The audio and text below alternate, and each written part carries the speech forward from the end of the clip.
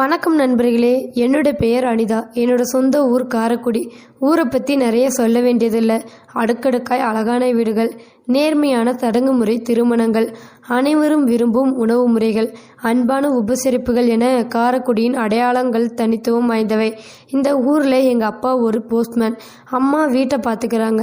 எனக்கு ஒரு அக்கா, ஒரு தம்பி. அப்பா ரொம்ப கஷ்டப்பட்டு தான் எங்களை படிக்க வச்சுட்டு இருந்தார். எங்கள் அப்பாவுக்கு ஒரு தங்கச்சி, சின்ன வயசுலேயே கணவனை இழந்தவங்க.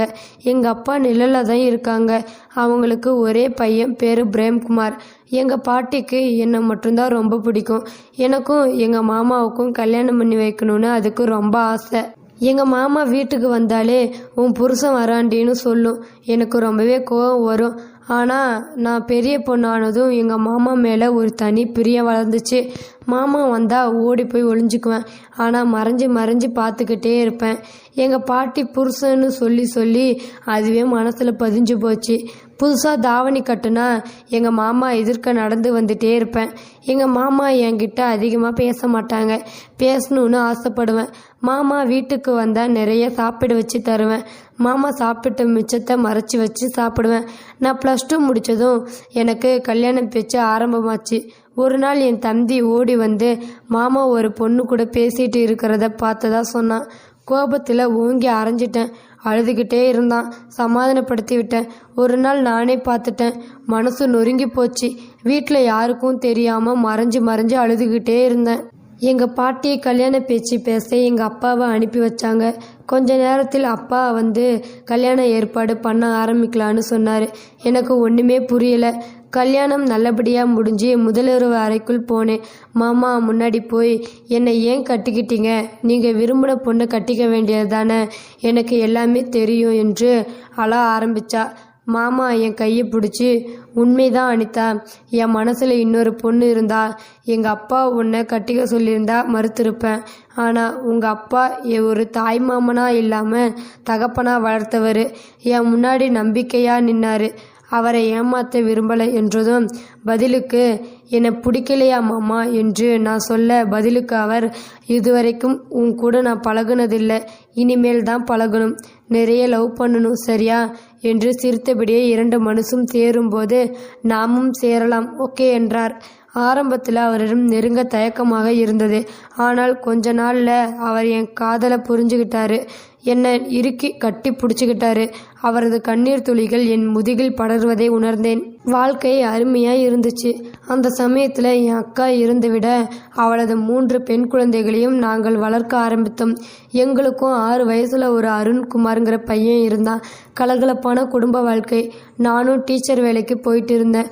அந்த சமயத்தில் என் உடம்புல நிறைய பிரச்சனைகள் வந்தது.